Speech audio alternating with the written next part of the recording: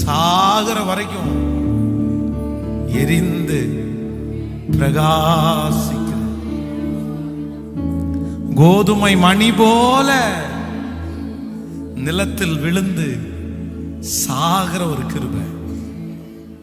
ஆமென், ஆமென். ஒரு நிமிடம் எல்லாரும் கண்களை திறந்து பாருங்கள். ஆண்டவருக்காக இல்லை என்றால் ஆண்டவரிடத்திலே ஆசீர்வாதங்களை பெற்றுக்கொள்றதுன்னு அது ஒரு பெரிய பாக்கியம். ஆண்டவரிடத்தில் ஆசீர்வாதங்களை பெற்றுக்கொள்றது ஒரு பெரிய பாக்கியம். நம்ம ஜெபம் பண்ணும்போது, ஆண்டவரே என்னை பெருக பண்ணணும், எனக்கு இதை தாங்க, இந்த மாதிரி எனக்கு ஒரு வீடு கொடுங்க, இந்த மாதிரி ஒரு வாகனம் கொடுங்க அப்படின்னு நம்ம ஜெபம் பண்ணி அதுக்கப்புறம் அது கிடைச்ச உடனே நம்ம எல்லாருக்கும் முன்னாடி சாட்சி சொல்றோம்ல, இந்த மாதிரி ஆண்டவரிடத்துல நான் கேட்டேன், நான் ஒன்றும் இல்லாமல் வந்தேன், கர்த்தர் எனக்கு இதை தந்தாரு, இந்த காரியத்தை தந்தாரு. இது ஒரு விதமான ஒரு பிளஸ்ஸிங், ஒரு ஆசீர்வாதம். இன்னொரு ஆசீர்வாதம் ஒன்று இருக்கிறது. ஆண்டவருக்காக பாடுகளை சகிக்கிறது என்று ஒரு ஆசீர்வாதம் இருக்கு. நம்ம நிறைய பேர் எதை விரும்பும் அப்படின்னா, ஆசீர்வாதங்களை பெற்றுக்கொள்றதுல தான், அதுல தான் ஆண்டவர் இருக்கிறாருன்னு நம்ம நினைக்கிறோம். ஆனா உண்மையிலே நிறைய பரிசுத்தவான்கள் எதை தான் சொல்றாங்க அப்படின்னா, நான் ஆண்டவருக்காக இதெல்லாம் சகிச்சேன், நான் ஆண்டவருக்காக இதெல்லாம் விட்டு கொடுத்தேன், ஆண்டவருக்காக இந்த ஏச்ச வாங்கினேன், இந்த பேச்ச வாங்கினேன். நம்ம உங்களுக்கு அப்படி சொல்லுகிற அனுபவம் ஏதாவது இருக்கா? நான் சொல்றேன், அப்பதான் ஒரு உண்மையான ஒரு வெற்றியுள்ள ஒரு கிறிஸ்தவ வாழ்க்கைய நம்ம வாழ்றோம்னு அர்த்தம். வெறும் ஆசீர்வாதத்தை மட்டும் வாங்கும்போது ஸ்தோத்திரம் பண்ணிட்டு போறதில்லை, அது கிறிஸ்தவ வாழ்க்கை அல்ல. அப்ப துதிக்கிறது மட்டும் கிறிஸ்தவ வாழ்க்கை அல்ல. அப்போனா நம்ம எப்படி இருப்போம் அப்படின்னா, யோபுனுடைய மனைவியை போலதான் இருப்போம்.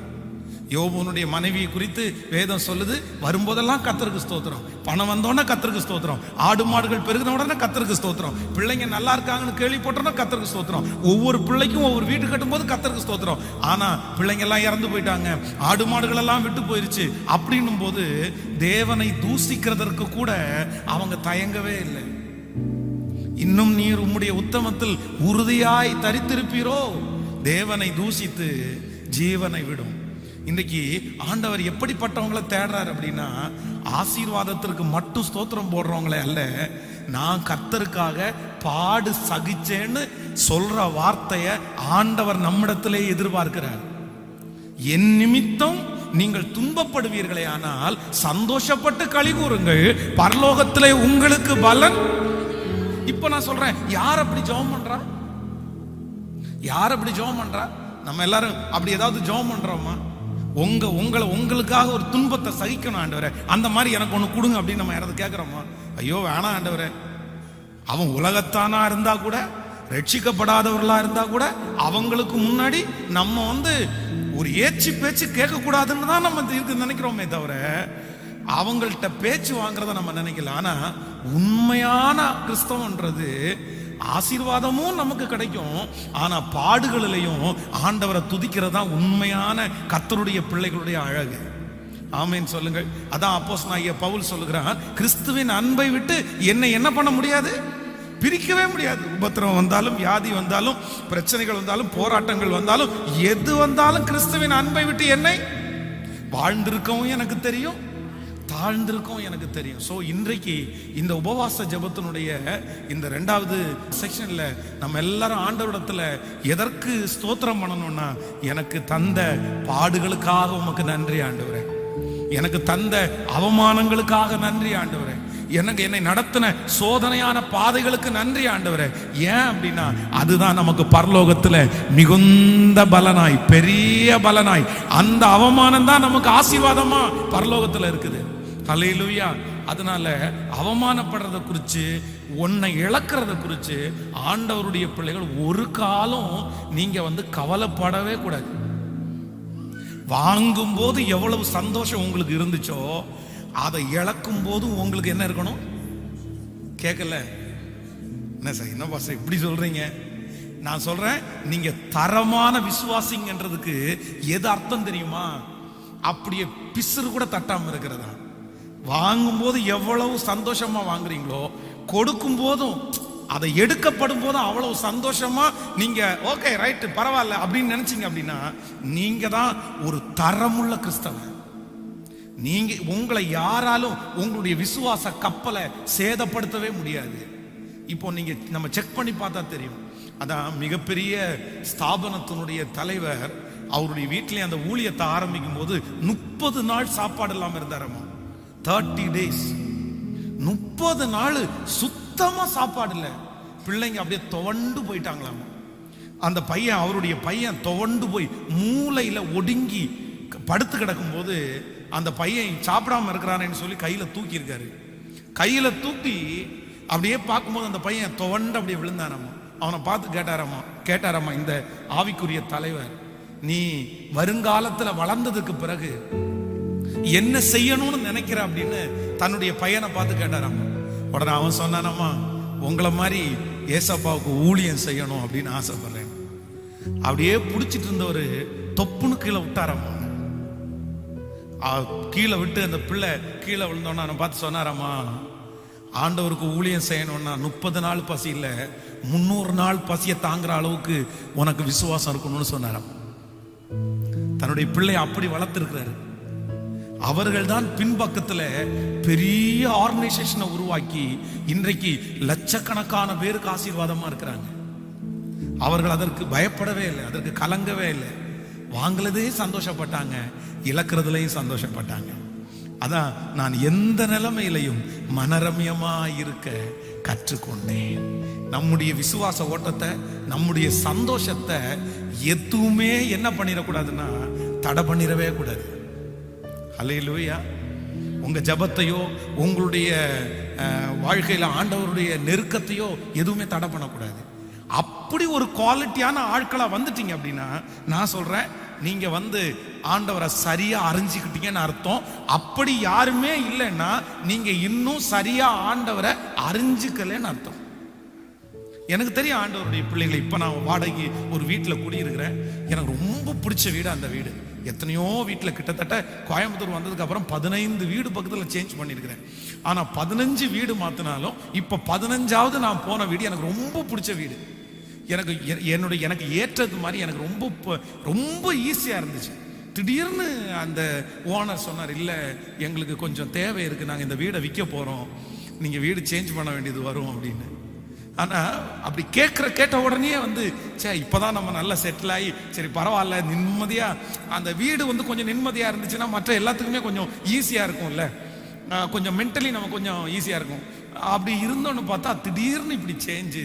அதனால இன்னொரு மனசு சொல்லுது, பரவாயில்ல ஒரு 9 மாதம் நல்ல வீட்டில் குடியிருந்தோமே, அடுத்து ஒரு 9 மாதம் ஒருவேளை நல்லா இல்லாத வீட்டில் இருந்தால் கூட பரவாயில்ல, அது என்ன பெரிய விஷயம், அட்ஜஸ்ட் பண்ணிக்கலாம், அது ஒன்றும் பெரிய விஷயம் இல்லை அப்படின்ற மைண்ட் செட்டு ஒரு நாள் தாண்டி இல்லை, அடுத்த நிமிஷத்திலே எனக்கு வந்துருச்சு.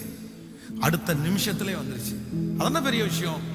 இதுக்கு முன்னாடி எத்தனையோ அப்படி வீட்டில் இருந்துருக்கிறோமே, அதனால ஒரு பெரிய மேட்டர் இல்லை, கத்தர் கொடுத்தார் அவ்வளோதான். இப்போ இல்லை. அப்போ அப்படிப்பட்ட ஒரு தாட்டு நம்முடைய இருதயத்துக்குள்ளே வருமானால் நீங்கள் தான் ஆண்டவரை உண்மையாய் பிடித்தவர்கள்.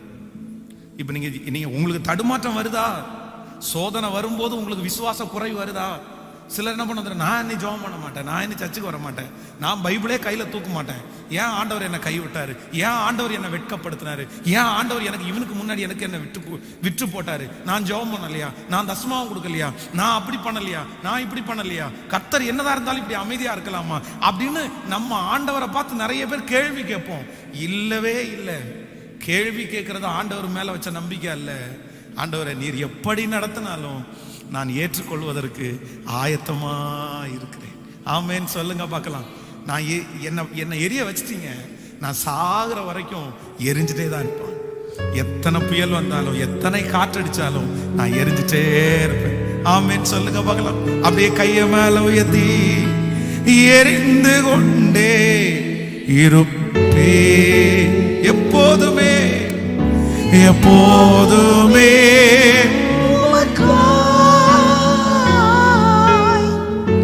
என் ஜீவன்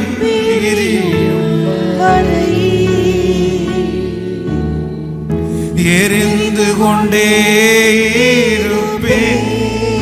ஓ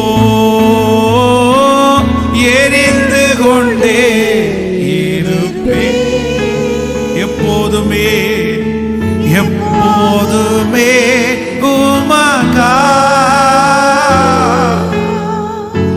என் ஜீவன் பிரியும் வரை. இது ஒரு விசுவாச அறிக்கையா சொல்லுங்க. எரிந்து கொண்டே இருப்பேன் எனது விளக்கு எரிய செய்தி இரவை பகலாக்கினி. சொல்லுங்க, எனது விளக்கு எனது விளக்கு எரிய செய்தி இரவை பகலாக்கினி. சொல்லோ, எரிந்து கொண்டிருப்பேன் எப்போதும் எரிந்து கொண்டிருப்பேன் எப்போதும் உமக்கா என் ஜீவன் பிரியும். முழு இருதயத்தோடு எல்லாரும் சொல்லுவோம், கொண்டிருப்பேன்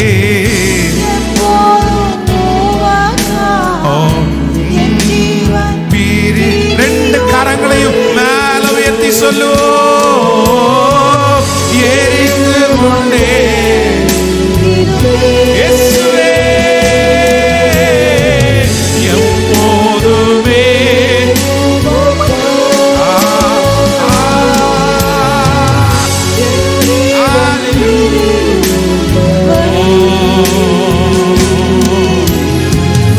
எரிந்து கொண்டே இருப்பேன் எரிந்து கொண்டே ஐயாவே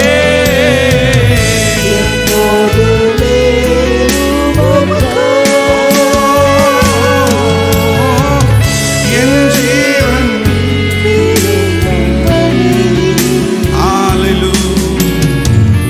எரிந்து கொண்டே இருப்பேன். ஓ பாத்திர நீரே இயேசுவே நீர் பாத்திரரே. பாத்திர நீரே இயேசுவே நீர் பாத்திரரே. பாத்திர நீரே இயேசுவே நீர் பாத்திரரே. உங்க நாமத்தை மகிமைப்படுத்துறோம் ஆண்டவரே. எது வந்தாலும் எது கிடைச்சாலும் எது கிடைக்காட்டாலும் இது கிடைச்சாதான் உங்களை நான் விசுவாசிப்பேன், இது எனக்கு நடந்தாதான் நான் உங்களை தேடுவேன் அப்படின்னு எங்கள்கிட்ட எதுவுமே இல்லை ஆண்டவரே. அப்படின்னு எதுவுமே எங்கள்கிட்ட இல்லை ஆண்டவரே. நடந்தாலும் நடக்கலைனாலும், எங்களுக்கு கிடைச்சாலும் கிடைக்கலைனாலும், இந்த அக்கினி சூளைக்கு நீர் எங்களை தப்புவித்தாலும் தப்புவியாமற் போனாலும், இந்த சிங்கங்கள் எங்களை சேதப்படுத்தினாலும், இந்த சிங்கங்கள் வாய்க்கு எங்களை தப்பு வச்சாலும், நாங்க உங்களை தவிர வேற யாரிடத்திலையும் கையெடுக்கவே மாட்டோம்ப்பா. நீர் எங்களுடைய வாழ்க்கையில வந்தது மெட்டீரியல் பிளஸிங்காக மட்டும் இல்ல, எங்க மனசுக்கு பிடிச்சவருப்பா நீங்க, எங்க இருதயத்துக்கு பிடிச்சவருப்பா நீங்க, எங்க வாழ்க்கைக்கு பிடிச்சவருப்பா நீங்க. சோ எதற்காகவும் நாங்க உங்களை இழக்கிறது மாதிரி இல்ல, எதற்காகவும் உங்களை நாங்க இழக்க மாட்டோம் ஆண்டவரே. எதற்காகவும் உங்களை நாங்க இழக்க மாட்டோம். நீர் எங்களை நடத்துகிறவர் இயேசுவின் மூலம் பிதாவே, ஆமென். நம்ம நேரடியாக ஜெப குறிப்புக்கு நேராக நம்ம போக போறோம். இந்த நம்முடைய திருச்சபையினுடைய ஒரு இடம் வாங்குவதற்காக நம்ம முயற்சி எடுத்து அந்த இடத்திற்கான அந்த ப்ராசஸை நம்ம ஆரம்பித்தோம். இப்பொழுது ரொம்ப தீவிரமாய் அதற்காக நம்ம காரியங்களை செய்து கொண்டிருக்கிறோம். அதனால் ஆண்டவர் கடந்த நாட்களிலே என்னுடைய மனதில் அதை இன்னும் கொஞ்சம் ஜெபத்தோட உபவாசத்தோட அதை ஆரம்பித்தா நல்லா இருக்கும் அப்படின்னு என் இருதயத்திலே ஆண்டவர் ஒரு எண்ணத்தை கொடுத்தார். அதன் விளைவாகத்தான் இந்த 3 நாட்களும் நம்முடைய திருச்சபையிலே உபவாச ஜெபத்தை அறிவித்து இதை 3 செக்ஷனாக நம்ம காலையில் மத்தியானம் இரவு அப்படி 3 செக்ஷனாக நம்ம அதை நம்ம பண்ணிட்டு இருக்கிறோம். ஆண்டவர் ரொம்ப வெற்றியாய் நடத்துகிறார். இந்த ஜெபத்தில் எங்களோடு கலந்து கொண்ட உங்களை நாங்கள் மனதார நான் வாழ்த்தி நான் வரவேற்கிறேன். இன்னும் நிறைய பேர் ஆன்லைனில் கூட அந்த ஜெபத்தில் எங்களோடு சேர்ந்து இணைந்திருக்கிறீர்கள். எல்லாரையுமே வாழ்த்துகிறேன். ஆண்டவர் நம்மை ஆசீர்வதிப்பார். ஆமென். சோதனைக்கு உட்படாதபடி விழித்திருந்து ஜெபம் பண்ணுங்கள். அப்போ ஆண்டவர் என்ன நமக்கு கற்றுத்தர்றார் என்றால், ஒரு காரியத்தை துவங்கின பிற்பாடல்ல, ஒரு காரியத்தை துவங்கி தோல்வி அடைந்த பிற்பாடல்ல, ஒரு காரியத்தை துவங்குறதற்கு முன்பாகவே நம்ம ஜெபிக்க வேண்டிய அவசியம் உண்டு. ஸோ பொதுவாக நிறைய ஜெப குறிப்புகள் நமக்கு இருந்தாலும் கொஞ்சம் இன்டெப்தா உள்ளுக்குள்ள போய் நமக்கு அறியப்படாத நம்முடைய கண்களுக்கு மறைவான அந்த ஜெப குறிப்புகளுக்காக நம்ம ஜெபிக்கிறது ரொம்ப ஆசீர்வாதமானது என்கிறதை குறித்து கடந்த நாட்களில் உங்களுக்கு சில அப்படி நமக்கு கண்ணுக்கு மறைஞ்சிருக்கிற சில ஜெப குறிப்புகளுக்காக நம்ம ஜெபிச்சுட்டே இருக்கிறோம். நிறைய பேருக்கு அது பர்சனல் வாழ்க்கையிலையும் ரொம்ப யூஸ்ஃபுல்லாக இருக்கும்னு நான் நம்புகிறேன். ஸோ இன்றைக்கு நான் சரி இன்னைக்கு எந்த காரியத்திற்காக நம்ம ஜெபிக்கலாம் அப்படின்னு நான் யோசித்து கொண்டிருக்கும் போது எனக்கு ஒரு வசனம் ஞாபகம் வந்தது. வாசிக்கலாம். லூக்கா எழுதின சுவிசேஷம் 2வது அதிகாரத்திலே 52வது வசனத்தை நம்ம வாசிக்க போகிறோம். லூக்கா எழுதின சுவிசேஷம் 2வது அதிகாரத்திலே 52வது வசனத்தை சேர்ந்து நம்ம வாசிக்கலாமா? இயேசுவானவர் ஞானத்திலும் வளர்த்தியிலும் தேவ கிருபையிலும் மனுஷர் தயவிலும் அதிகமாய் விருத்தி அடைந்தார். இன்னொரு விஷயம் கூட வாசிக்கலாம். இயேசுவானவர் ஞானத்திலும் வளர்த்தியிலும் தேவ கிருபையிலும் மனுஷர் தயவிலும் அதிகமாய் விருத்தி அடைந்தார். இது யாரை குறித்து சொல்லப்படுகிறது என்று சொன்னால், ஆண்டவரை குறித்து சொல்லப்படுகிறது. கவனிங்க, ஆண்டவராகிய இயேசு கிறிஸ்துவுக்கு இந்த உலகத்திலே வாழ்வதற்கு ஏதாவது ஒரு உதவி அவருக்கு தேவையா? அவருக்கு தேவையான்னு கேட்டா கண்டிப்பா அவருக்கு தேவையில்லை.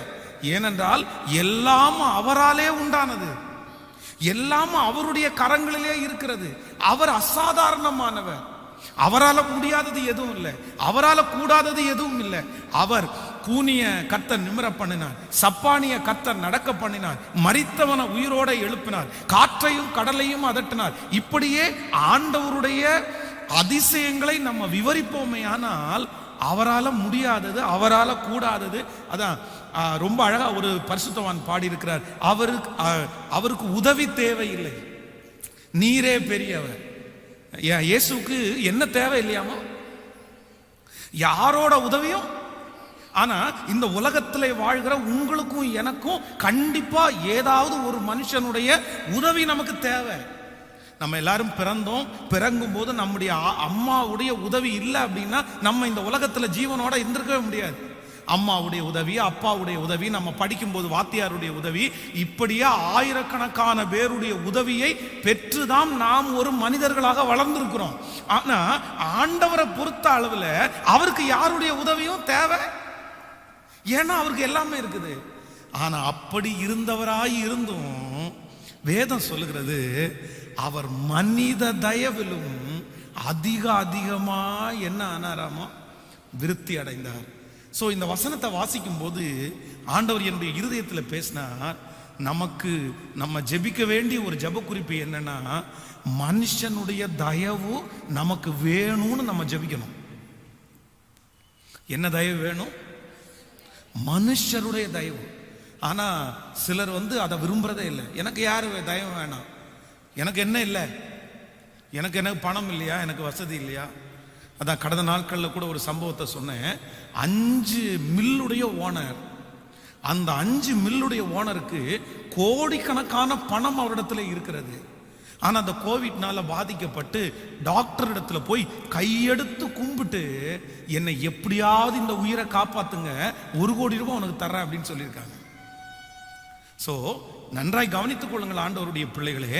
எனக்கு யாருடைய உதவியும் தேவையில்லை, எனக்கு யாருடைய சிபாரிசும் தேவையில்லை, எனக்கு மக்கள் தேவையில்லை, எனக்கு என் கணவனார் தேவையில்லை, என் மனைவி தேவையில்லை. என் கணவனார் இல்லைன்னா கூட வாழ்ந்துருவேன், என் மனைவி இல்லைன்னா நான் வாழ்ந்துருவேன், எனக்கு அம்மா அப்பா இல்லைன்னா வாழ்ந்துருவேன், என் மேனேஜர் இல்லைன்னா வாழ்ந்துருவேன், இந்த வேலையெல்லாம் இன்னொரு வேலை, இந்த மேனேஜர்லாம் இன்னொன்னு, அப்படி என்று உங்கள் மனதிலே நீங்கள் நினைப்பீர்களே ஆனால் நான் சொல்லுவேன், கர்த்தர் மேல நம்பிக்கை வைக்கிறதுன்றது வேற. ஆனா இந்த உலகத்துல பிறந்த நம்ம எல்லாருக்குமே மனுஷனுடைய கண்கள்ல தயவு இருந்தாதான் நிம்மதியான ஒரு வாழ்க்கை என்ன பண்ண முடியும்னா வாழ முடியும், இல்லைன்னா வாழ முடியாது. மனுஷனுடைய தேவனுடைய கண்கள்ல தயவு நமக்கு கண்டிப்பா தேவை. நம்ம ஜெபம் பண்ணும் போது ஆண்டவர் நமக்கு தயவை தருவார். ஏன்னா ஆண்டவர் தயவிலே பெருத்தவர், அவருடைய தயவு நமக்கு கிடைக்கும். நீங்க அழகா இருந்தாலும் கிடைக்கும், நீங்க அழகு இல்லைனாலும் கிடைக்கும், நீங்க ஜெபம் பண்ணாலும் கிடைக்கும், நீங்க ஜெபம் பண்ணாட்டும் கிடைக்கும். தேவ தயவு உங்களுக்கு எப்படி வேணாலும் கிடைக்கும். அவர் தாராள பிரபு அல்லவா? அதனால உங்களுக்கு தயவு வேணும்னு தேவைப்படுச்சா கர்த்தர் தயவு தருவார். ஆனா மனுஷனுடைய தயவு அப்படி கிடையாது. சிலர் தயவு பாராட்டும் போது ஆட்களை பார்த்து, அழகை பார்த்து, கலரை பார்த்து, இப்படி பார்த்து பார்த்து தான் நிறைய பேர் மனுஷங்களுக்கு மேல தயவு பாராட்டுறாங்க. அப்போ நமக்கு நிறைய பேருக்கு அது எதுவுமே இருக்காது. நான் அழகுலையும் இல்லை, படிப்புலையும் இல்லை, வசதியிலையும் இல்லை, பின்னணியும் இல்லை. எப்படி என்ன நேசிப்பாங்கன்னா ஆண்டவரிடத்திலே இந்த காரியத்திற்காக நம்ம ஜெபிக்கும் போது நான் நம்புறேன் மனுஷனுடைய தயவை ஆண்டவர் நம்மேல் திரும்ப பண்ண வல்லவரா இருக்கிறார். எத்தனை பேர் ஆமோதிக்கிறீங்க? கைகளை உயர்த்தி ஒரு ஹல்லேலூயா சொல்லுங்க. ஆண்டவரிடத்துல சொல்லுங்க, இன்னைக்கு நம்ம ஜெபிக்க வேண்டிய ஜெபம் என்ன அப்படின்னா, ஆண்டவரே மனுஷனுடைய கண்களிலே எனக்கு தயவை தாரும். 2006 வருஷம் என்று நினைக்கிறேன். 2006 வருஷம் ஒரு மிகப்பெரிய ஒரு கேஸ் என் மேல இல்லை 2009 வருஷம் என் மேல ஒரு பெரிய கேஸ் ஃபைல் பண்ணப்பட்டது. அப்போ அந்த case police station, Ratnapuri police ஸ்டேஷனுக்கு போயிருச்சு. அந்த ரத்னபுரி போலீஸ் ஸ்டேஷன்ல யாரையுமே எனக்கு தெரியாது. இப்போ போலீஸ் ஸ்டேஷன்ல இருந்து கூப்பிட்டு நீங்க கரெக்டா ஸ்டேஷனுக்கு வந்துருங்க அப்படின்னு சொல்றாங்க.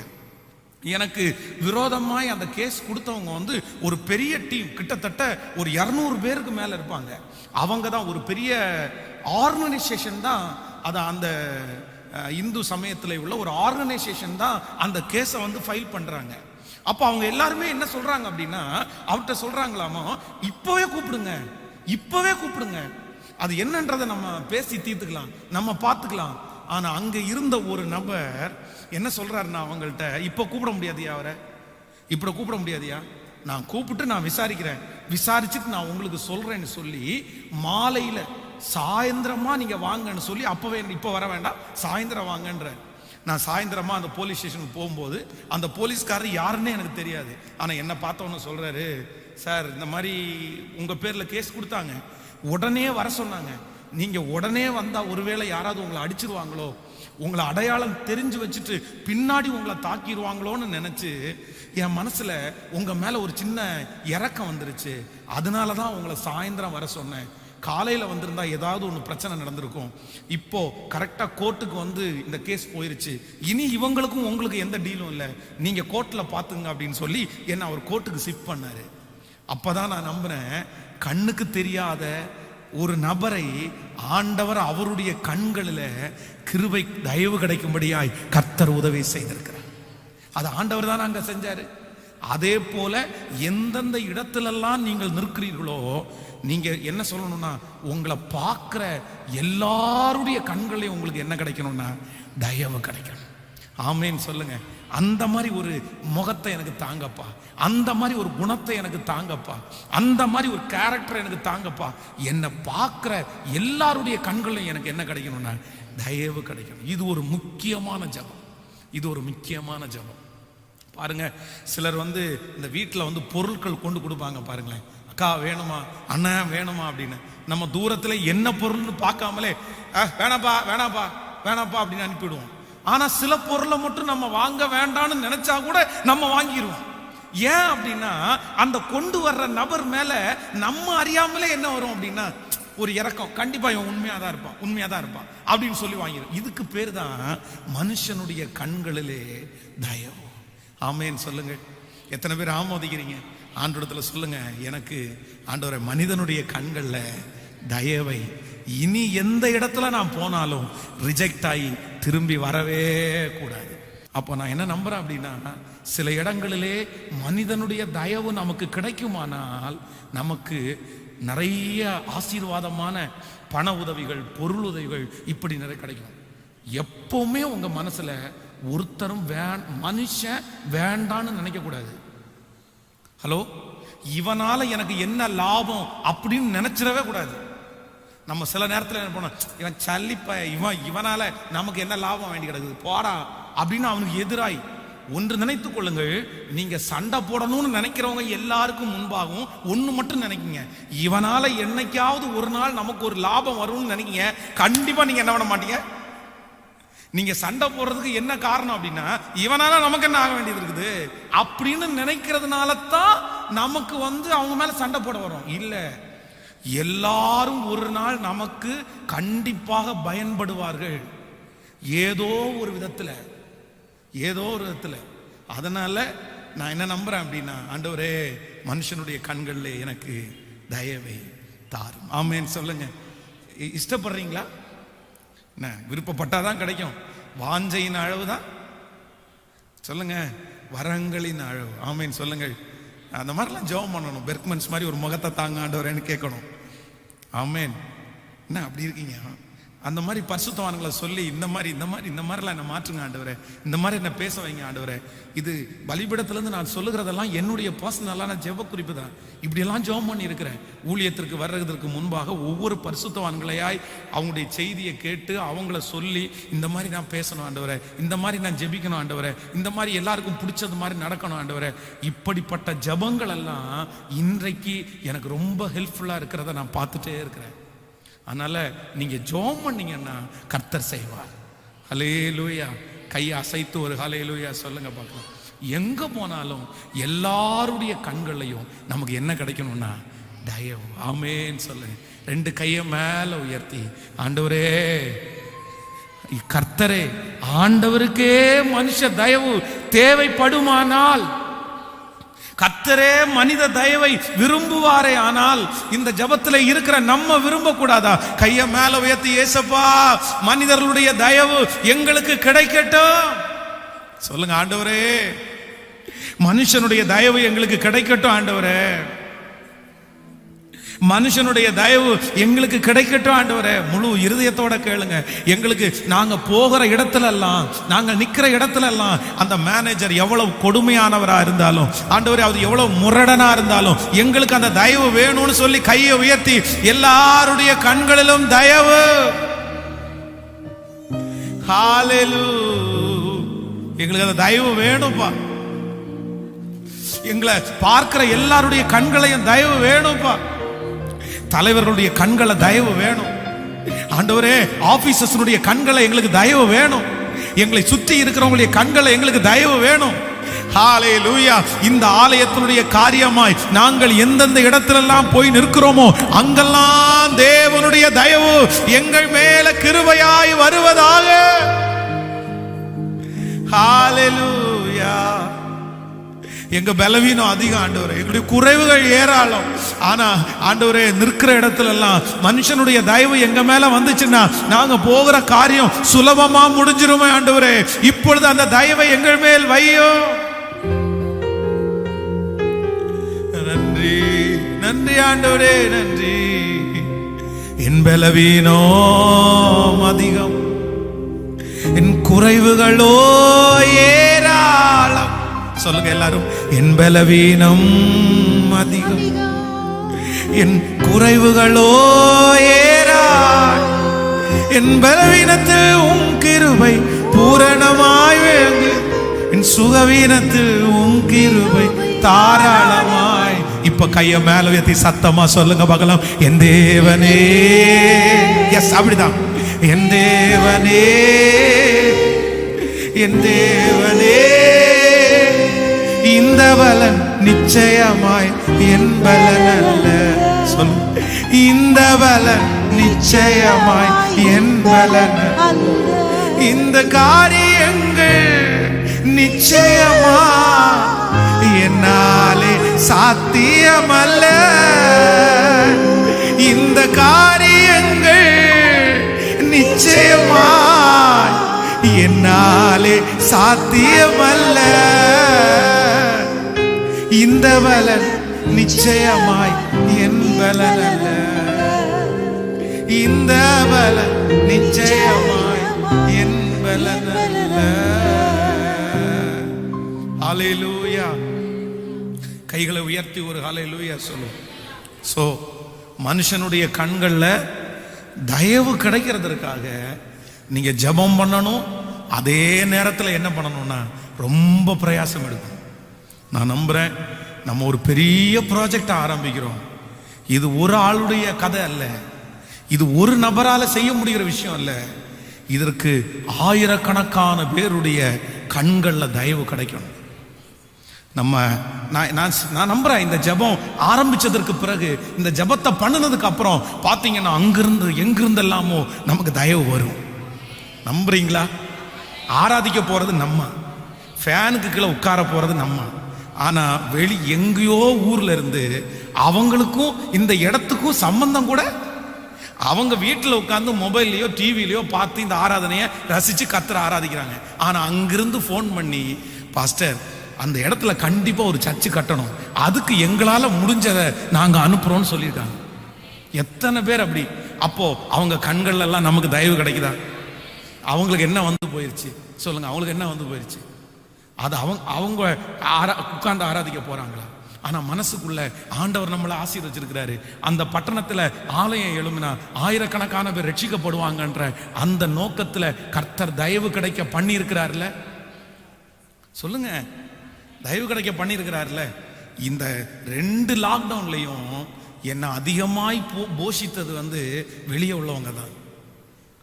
நான் மனம் திறந்து சொல்றேன், நம்ம திருச்சபையில் இருக்கிறவங்க எண்ணி ஒரு 10-15 பேர் தான் என்னை சந்திச்சு அவருடைய காணிக்கையை கொடுத்து, இந்த மாதிரி வாடகை கட்டுங்க பாஸ்டர், வீட்டு தேவைக்கு என்ன பண்றீங்க, வீட்டு வாடகைக்கு என்ன பண்றீங்கன்னு கேட்டவங்க வெகு சிலர் தான். முடியாது, ஏன்னா நம்முடைய ஜனங்களுடைய கெப்பாசிட்டி நமக்கு தெரியும். நம்மளே எல்லாருமே கஷ்டப்பட்டு வீட்டு வாடகை கட்டுறவங்க தான் இருக்கிறாங்க. அது குறையாய் குற்றமாய் சொல்லலை. ஆனா அந்த லாக்டவுன் காலங்களில், இந்த 2 லாக்டவுன்லையும் என்னை போஷிச்சது மட்டும் இல்லை, என் கூட சேர்ந்த நிறைய ஊழியக்காரங்களை கூட வெளியில் இருக்கிறவங்க நிறைய பேர் போஷிச்சிருக்காங்க. வெளியே இருக்கவங்க நிறைய பேர் போஷிங்க. உங்களுக்கு என்ன தேவை, இன்னைக்கு என்ன சாப்பிட்டீங்க, வாடகை கட்டிட்டீங்களா, சர்ச்சு வாடகை கட்டிட்டீங்களா, நான் வேணா ஹெல்ப் பண்ணணுமா? அப்போ தயவுள்ள நிறைய பேரை கர்த்தர் நமக்கு ஏற்படுத்தினதுனால தான் இந்த ஊழியத்தை நம்ம வெற்றியாய் செய்வதற்கு ரிஸ்க் இல்லாம நம்ம போறோம். நான் சொல்றேன், இப்பவும் நம்ம என்ன ஜெபிக்க போறோம்னா, இந்த உதவி பத்தாதுப்பா, நிறைய பெரிய பெரிய ஆட்களுடைய தயவெல்லாம் நமக்கு நேரம் அப்படியே திரும்பணும். ஆமென். ஆசைப்படுறீங்களா? ஜெபம் பண்றீங்களா? நான் சொல்றேன், நீங்க எல்லாம் ஆண்ட ஆலயத்தை நேசிச்சு வந்திருக்கிறீங்க, அப்படிதான் ஜெபம் பண்ணணும். ஆண்டவரே, எங்க சர்ச்சுக்கு நிறைய பேருடைய தயவு கிடைக்கட்டும், பெரிய பெரிய அரசியல்வாதிகளுடைய தயவு கிடைக்கட்டும், பெரிய ஆட்களுடைய தயவெல்லாம் கிடைக்கும். ஆண்டவர் கண்களை நமக்கு தயவு கிடைச்சிருச்சு, அவர் ஏற்பாடு பண்ணட்டும், அவர் ஏற்பாடு பண்ணட்டும். அதான் அவங்களுக்கு கொடுக்கக்கூடிய பழக்கம் இல்லைன்னா கூட நம்ம சர்ச்சை பார்த்த உடனே இந்த ஆலயத்துக்கு கொடுக்கணும்ப்பா, இந்த ஊழியத்துக்கு செய்யணும், அப்படி தயவு கிடைக்க பண்ணட்டும். ஆமேன்னு சொல்லுங்க. ஜெபம் பண்ணுவீங்களா?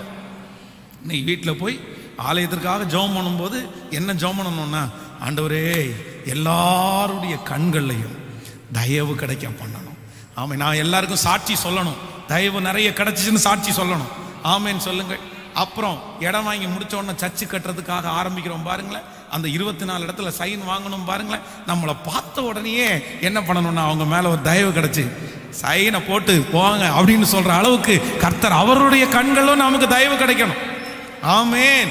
இது திருச்சபைக்கு மட்டுமல்ல, இந்த ஜெபத்துல அட்டெண்ட் பண்ற உங்க ஒவ்வொருத்தருடைய வாழ்க்கையிலும் நீங்க எங்க போய் நின்னாலும், அந்த அதிகாரி எவ்வளவு பெரிய ஆளா இருந்தாலும், நீங்க போய் நிற்கும் போது ஒரு கண்கள்ல தயவு, உங்களை பார்த்த உடனே கண்கள்ல தயவு. தாவீதுக்கு எப்படி தயவு கிடைத்ததோ அப்படியே உங்களுக்கும் அந்த தயவு கிடைப்பதாக. மேனேஜருடைய கண்களை தயவு உங்களுக்கு கிடைக்கட்டும். உங்க அதிகாரியுடைய கண்களை உங்களுக்கு தயவு கிடைக்கட்டும். உங்களை ரொம்ப கடினமாய் நடத்துகிற அந்த மனுஷனுடைய தயவு உங்க மேல கிடைக்கட்டும். ஆமேன்னு சொல்லுங்கள். இந்த நீங்க இந்த தயவு கிடைக்கிறதுக்காக பிரயாசம் எடுக்கணும்னு சொன்னேன்ல. இப்ப ஏசா யாக்கோபு ஏசாவை ஏமாத்திட்டான். ஏசாவை ஏமாத்திட்டு தன்னுடைய தகப்பனாருடைய வீட்டை விட்டு இப்பொழுது போய்விட்டு திரும்பி தன்னுடைய தேசத்திற்கு வருகிறான். வரும்போது அவனுக்கு ஒரு செய்தி அறிவிக்கப்படுகிறது.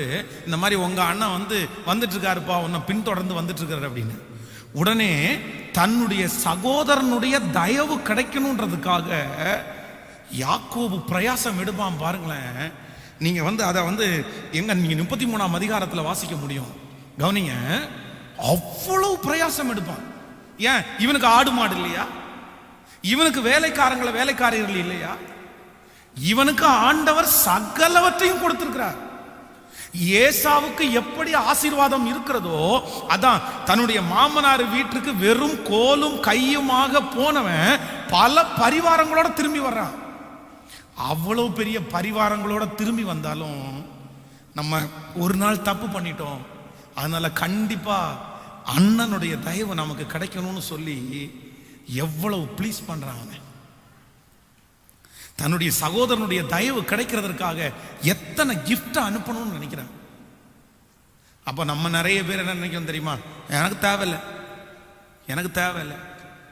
எனக்கு உன் சொத்தும் தேவையில்லை, உனக்கு பணமும் தேவையில்லை, உன் சவகாசம் எனக்கு தேவையில்லை. நீ என்ன பெரியது, கடவுள் எனக்கு கொடுத்துருக்காரியா, எனக்கு நிறைய இருக்கியா? அந்த வார்த்தை உங்களுடைய வாயிலிருந்து புறப்படவே கூடாது. ஹலோ, நான் சொல்றது உங்களுக்கு புரியுதா? எத்தனை பேருக்கு புரியுது? அதான் கடந்த நாட்களில் வெளியில் இந்த பசங்க இருக்கும்போது அந்த பானிபூரியை வாங்கி கொடுக்கும்போது ஒருத்தர் கேட்டார் என்கிட்ட, அவன் தான் உங்கள் சர்ச்சில் இத்தனை அடிச்சு உடச்சுனா அவனுக்கு பானிபூரி வாங்கி கொடுக்க தேவையா அப்படின்னு. அப்போ நான் என்ன சொன்னேன் அப்படின்னா, இந்த ஒரே ஒரு பானிபூரியின் மூலமாக அந்த ஆத்மா சர்ச்சுக்குள்ளே உட்காரத்துக்கு வாய்ப்பு இருக்குது. அந்த மனுஷன் மூலமாக எனக்கு எத்தனையோ நன்மையை ஆண்டவர் செய்ய வல்லவராக இருக்கார். ஸோ அந்த மனுஷனுடைய உதவி எனக்கு தேவை, இன்றைக்கு ஒரு தீர்மானம் எடுங்க. மனுஷனுடைய உதவிக்காக நீங்க சில காரியங்களை செய்வது தவறு. சொல்லுங்க, நீங்க வாசிங்களா, அப்போ உங்களுக்கு புரியும். இப்போ 33ஆம் அதிகாரத்தை எடுத்துக்கொள்ளுங்கள். ஆதியாகமம் 33ஆம் அதிகாரம், 33ஆம் அதிகாரத்தில் 8வது வசனத்திலிருந்து வாசிக்கலாமா? 33ஆம் அதிகாரத்திலே 8வது வசனத்திலிருந்து நம்ம வாசிக்கலாம். அப்பொழுது அவன், எனக்கு எதிர்கொண்டு வந்த அந்த மந்தையெல்லாம் என்னத்திற்கு என்றான். அதற்கு அவன், என் ஆண்டவருடைய கண்களில் எனக்கு தயவு கிடைக்கிறதற்கு என்றான். ஹலோ, புரியுதா இப்போ உங்களுக்கு? இது அண்ணன் தம்பியினுடைய பிரச்சனை. நல்லா கவனிங்க எல்லாரும். அண்ணன் நல்லா இருக்கிறான், தம்பியும் நல்லதா இருக்கிறான், தம்பி ஒன்னும் கெட்டு போல. ஆனா தம்பிக்காரன்ட்ட அண்ணன் கேட்கிறான், டே இந்த ஆடு மாடுகள் எல்லாம் எனக்கு அனுப்பி விட்டு இருக்கிறியே, எனக்கு எதுவும் இல்லையாடா? எனக்கு என்னத்துக்குடா அனுப்புனேன், எனக்கு என்னத்துக்கு? உடனே இவன் என்ன சொல்றான் அப்படின்னா, நான் அனுப்புனதுக்கு நோக்கம் வேற எதுவும் இல்லை, உங்க கண்களில் எனக்கு தய கிடைக்கணுன்றதுக்காக தான் நான் இந்த என்ன அனுப்பி இருக்கிறேன், கிஃப்ட் எல்லாம் அனுப்பி இருக்கிறேன்.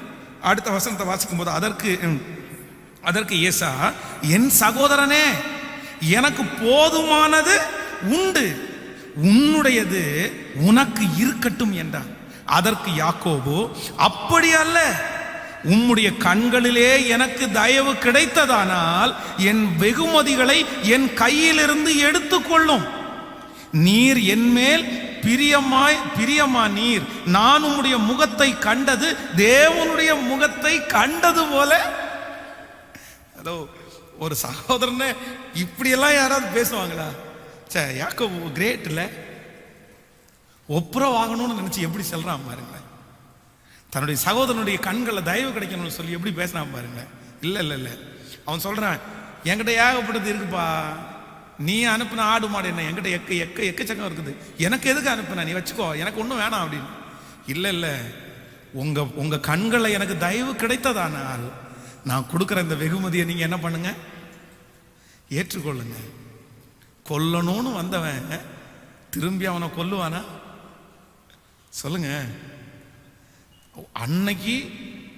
தன்னை ஏமாற்றிட்டு போகும்போது ஏசா என்ன சொல்றான் அப்படின்னா, என்னைக்காவது ஒரு நாள் எங்க அப்பாவுடைய மரண நாள் வரும், அன்னைக்கு உன்னை நான் பாத்துக்கிறேன்டா, அன்னைக்கு உனக்கு கொன்றுவேன்டா நானு. நீ என்ன இது இத்தனை பல விஷயம் நீ என்னை ஏமாத்திட்ட, ஏற்கனவே என்னுடைய சேஷ்ட புத்திர பாகத்தை வாங்கிட்ட, இப்ப எங்க அப்பாட்ட ஆசீர்வாதத்தையும் வாங்கிட்ட, என்னை இவ்வளவு கஷ்டப்படுத்தின உன்னை நான் கொல்லாம விட மாட்டேன்னு மனசுல நினைக்கிறான்.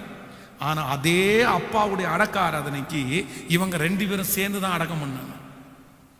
அதுக்குள்ளேயே அவன் மேல இருந்த கசப்பு, வெறுப்பு, அவன் தன்னை ஏமாத்தினது, தன்னுடைய தகப்பனாரிடத்துல வஞ்சித்தது, தன்னிடத்துல வஞ்சித்தது, எல்லாத்தையுமே அவன் மறந்துட்டான். ஏன் மறந்துட்டான் அப்படின்னா, ஏசாவுக்கு யாக்கோபனுடைய கண்களை என்ன கிடைச்சு அப்படின்னா தயவு கிடைச்சு. ஸோ இந்த தயவு கிடைக்கிறதற்கு அதான் அனித்தியமான உலக பொருட்களினால் நீங்கள் சிநேகிதர்களை என்ன செய்யணும், சம்பாதிக்கணும். ஒரு சின்ன கிஃப்ட். நீங்க ஐஸ் வைக்கிறதா நினைக்க வேண்டாம், ஓவரா அப்படி ஐஸ் வைக்கணும் அப்படின்னு நான் சொல்லலை. அதான் நீங்க அப்படி இன்னொருத்தருக்கு நீ அப்படி போய் கிஃப்டை கொடுக்கும்போது ஆண்டவரோட பெரிய ஆளுன்னு நினைக்க வேண்டாம். ஆண்டவரை விட பெரிய ஆள் யாரும் கிடையாது. கர்த்தர் அனுமதிச்சா எல்லாமே நடக்கும். எல்லாரும் நம்ம ஒருவனுடைய வழிகள் கர்த்தருக்கு பிரியமா இருந்தால் அவனுடைய சத்துருக்களும் அவனோட யாரா மாறுவாங்க, சமாதானமா சிநேகிதர்களாய் மாறுவார்கள். ஆனா நம்ம தயவு கிடைக்கிறதற்காக நீங்க கொடுக்கிற கிஃப்ட்ல தப்பே இல்லை. ஆமீன் சொல்லுங்க, சத்தமா சொல்லுங்க. நம்ம நிறைய பேர் என்ன சொல்லுவோம் தெரியுமா, இவன் ஓவரா ஐஸ் வைக்கிறானே, ஓவரா ஐஸ் வைக்கிறானே. அது சில ஆட்கள் கரெக்டா பண்ணிடுவாங்க பாருங்களேன். போன உடனே அந்த மேனேஜிங் இதில் இருக்கிறவங்க எல்லாருக்குமே போன உடனே ஒரு கிஃப்ட் கொடுத்துருவாங்க. அவங்க பிறந்த நாளுக்கு கரெக்டாக விஷ் பண்ணிடுவாங்க, அவங்களுக்கு கரெக்டாக வணக்கம்லாம் சொல்லிடுவாங்க. இவங்க பார்த்தீங்கன்னா வேலையில் பிரச்சனையே இல்லாமல் ஓடுவாங்க. ஆனால் அத்தனைக்கும் அவங்க கெட்டவங்கள கூட இருப்பாங்க சில நேரத்தில். ஆனால் அங்கேயே ஒருத்தர் சின்சியரான ஒருத்தர் இருப்பார். ஆனால் அவருக்கு இந்த ஐஸ் வைக்கிறது, இந்த மாதிரி பேசுறதெல்லாம் ஒன்றும் பிடிக்காது. எல்லாம் ஸ்ட்ரெயிட் ஃபார்வேர்டு. வந்தா என்ன, நான் என்ன தப்பு பண்ணேன், நீ மேனேஜர், ஓகே, நான் என்ன தப்பு பண்ணேன், நான் என்ன காசு எடுத்தேன். இப்படி இருக்கிறவங்க வேலை ஸ்தலத்தில் நிரந்தரமா இருக்கவே, எப்பா பாரு ஒரே குடைச்சல், எப்பா பாரு ஒரே பிரச்சனை. காரணம் அவங்க கிடையாது, நம்முடைய அணுகுமுறை தான் காரணம். வேதம் சொல்லுகிறது, ராஜாவை மனதிலும், சொல்லுங்க எல்லாருமே, ராஜாவை மனதிலும் நிந்தியாதே. உங்க ஓனரை மனசுல கூட திட்டக்கூடாதாமா. ஹலோ, புரியுதா? நம்ம நிறைய பேர், யோ பாஸ்டர் நீங்க வேற டெய்லி அவனை 2 திட்டு. நம்ம ஸ்கூலுக்கு போகும்போது படிக்கும்போது அப்படிதான். இப்போ ஆண்டவர் கேட்டா அதெல்லாம் மன்னிப்பு கேட்டேன். ஸ்கூலுக்கு போகும்போது இந்த ஸ்கூலில் லீவ் விடுவதற்காக ஜெபம் பண்ணுவோம். எப்படி ப்ரேயர் பண்ணுவோம்னா, ஆண்டவரே இன்னைக்கு எங்களுடைய ஹெட்மாஸ்டர் செத்து போனாண்டு, அவர் செத்து போயிட்டார் அப்படின்னா ஒரு 2 நாள் லீவு கிடைக்கும் அப்படின்னு எல்லாம் ஜெபம் பண்ண நாட்கள்லாம் இருக்குது. ஆனால் 2வது அந்த வாத்தியாரை எந்த வாத்தியார் ரொம்ப நம்மளை திட்டுறாரோ அந்த வாத்தியாருக்கு ஒரு பட்ட பேரை வச்சு அவர் தூரத்தில் இருக்கும்போது இங்கேருந்து கத்துறது, அவர் பேர் சொல்லி கத்திட்டு ஓடுறது. கத்துனோன்னா நமக்கு ஒரு பெரிய சந்தோஷம், சே அவரை இன்னைக்கு கத்திட்டோம் அப்படின்னு. அதுக்கு எல்லாத்துக்கும் ரசிக்கப்பட்ட உடனே மன்னிப்பு கேட்டேன் நான், இந்த மாதிரிலாம் செஞ்சிருக்கிறேன் ஆண்டவரை மன்னிச்சிருங்க அப்படின்னு. அப்போ நமக்கு அதிகாரியா இருக்கிறவர்களை, நமக்கு ராஜாவா இருக்கிறவங்களை நம்ம மனசுல கூட என்ன பண்ணிடக்கூடாதாமா? சொல்லுங்க எல்லாருமே, கேக்குதா? கேக்குதா? நிந்திக்கவே கூடாது. அவங்கள்ட்ட கர்த்தர் நமக்கு சம்பளம் வாங்குற அளவுக்கு கர்த்தர் அவங்கள வச்சிருக்கிறாருல்ல. ஸோ அவங்களுக்கு கொடுக்குற மரியாதையை உங்களுக்கு பிடிச்சா இருங்க, பிடிக்கலன்னா இன்னொருத்தர்கிட்ட போய் வேலை பாருங்க. ஆனா உங்க மனசுல அவங்கள என்ன பண்ணிடாதீங்கன்னா, இவன் உருப்படாம போவான், செத்துற மாட்டானா, அப்படி பண்ண மாட்டானா, அது கர்த்தருக்கு பிரியமானது இல்லை.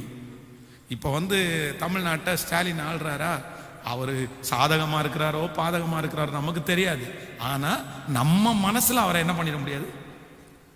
ஓகே ரைட், ராஜாக்களை தள்ளி ராஜாக்களை ஏற்படுத்துகிறவர் கர்த்தர். அந்த அதிகாரம் கர்த்தருடைய கையில் இருக்கிறது. நீங்க அவரை புகழ்த்துறதெல்லாம் அது அடுத்த விஷயம். ஆனா மனசுல நிந்திக்க கூடாதுன்னு ஆண்டவர் சொல்றாரு. அப்போ இன்றைக்கு ஒரு தீர்மானம் எடுக்க போறோம் எல்லாருமே. மனுஷனுடைய கண்கள்ல தயவு கிடைக்க பண்றதற்கு சின்ன சின்ன சின்ன சின்ன காரியத்தை செய்கிறது தவறு. கேட்கல அல்ல. அதுக்காக உங்க வீட்டில் இருக்கிற எல்லாத்தையும் தூக்கி கொண்டு கொடுத்து சண்டையை இழுத்து விடுங்க அப்படின்னு சொல்லலை. அப்புறம் இங்கிருந்து கறியும் சோறும் சமைச்சு கொடுத்து டெய்லி சாப்பிட வச்சுட்டு அதுக்கப்புறம் ஒரு பெரிய பிரச்சனையா கொண்டு வந்து இழுத்து விடுங்கன்னு சொல்லலை. ஆனா அவன் கண்களை தயவு கிடைக்க வேண்டியது நமக்கு அவசியமான ஒன்று. ஹல்லேலூயா. இப்ப கையை மேல உயர்த்தி சொல்லுங்க, ஆண்டவரே எல்லாருடைய கண்கள்லையும் எங்களுக்கு தயவை தார். என் கணவனாருடைய கண்கள்ல எனக்கு, என் மனைவியினுடைய கண்கள்ல எனக்கு தயவு கிடைக்கணும். ஆண்டவரே என்னுடைய ஓனருடைய கண்கள்ல எனக்கு தயவு கிடைக்கணும். சொல்லுங்க எல்லாரும் முழு பலத்தோட சொல்லுங்க, ஆண்டவரே தகப்பனே இன்றைக்கு இந்த உபவாச ஜெபத்தினுடைய இந்த 3வது செக்ஷன்ல உங்க பாதத்தை பிடிச்சி கெஞ்சி கேட்கறது, எல்லாருடைய கண்கள்ல தயவு, பகைக்கிறவங்களுடைய கண்களில் தயவு. எல்லாரும் இவர் ரொம்ப கடினமான ஆளு, இவர் முரட்டு சுபாவம் உள்ள ஆளு, இவர் கோபக்காரரு அப்படின்னு சொல்ற மனுஷனுக்கு முன்பாக ஆண்டவரே எங்களுக்கு ஒரு தயவை தாரும். சொல்லுங்க, ஆண்டவரே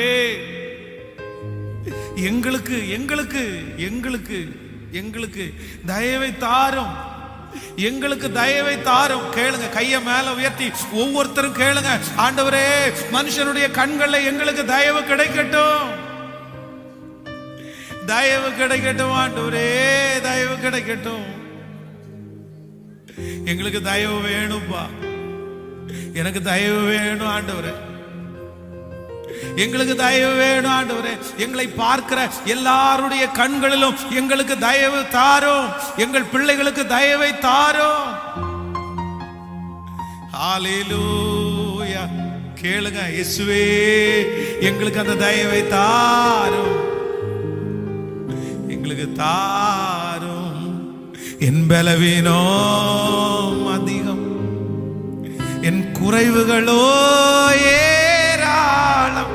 சத்தமா இந்த வார்த்தையை சொல்லுங்க பார்க்கலாம், என் பலவீனம். எஸ், அப்படிதான் அப்படிதான் அப்படிதான். என் குறைவுகளோ ஏராளம். திரும்ப திரும்ப இந்த வார்த்தையை சொல்லுங்க, என் பலவீனம், என் குறைவுகளோ ஏராளம். திரும்ப திரும்ப சொல்லிட்டு, என் பலவீனம், என் குறைவுகளோ ஏராளம்.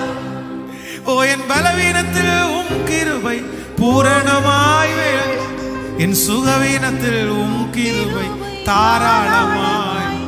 என் பலவீனத்தில் உம் கிருபை பூரணமாய் விளங்குது, என் சுகவீனத்தில் உம் கிருபை தாராளம். இப்ப 2 கைய மேல உயர்த்தி சத்தமா, என் தேவனே, இன்னும் பலத்தோட. இப்போ இப்போ இப்போ இப்போ ஒவ்வொருத்தருடைய கண்களிலும் தயவு கிடைக்கப்படுவதாக. ஹல்லேலூயா. நிறைய பேருடைய கண்கள் நிறைந்த தண்ணீர் ஊற்றப்படட்டும். உங்க கண்களில் தயவு, மனுஷனுடைய கண்களில் தயவு, அரசியல்காரருடைய கண்களில் தயவு, பெரிய பெரிய ஆட்களுடைய கண்களில் தயவு. இயேசுவே ஜனங்களுடைய தயவு, ஜனங்களுடைய கண்களில் தயவு தயவு. இப்பொழுது எங்களுடைய ஆலயத்திற்கு அநேக கண்களில் தயவு கிடைக்கட்டும். லட்சக்கணக்கான பேருடைய தயவு எங்களுடைய ஆலயத்திற்கு கிடைக்கட்டும் அப்பா, ஊழியக்காரனுக்கு கிடைக்கட்டும் அப்பா,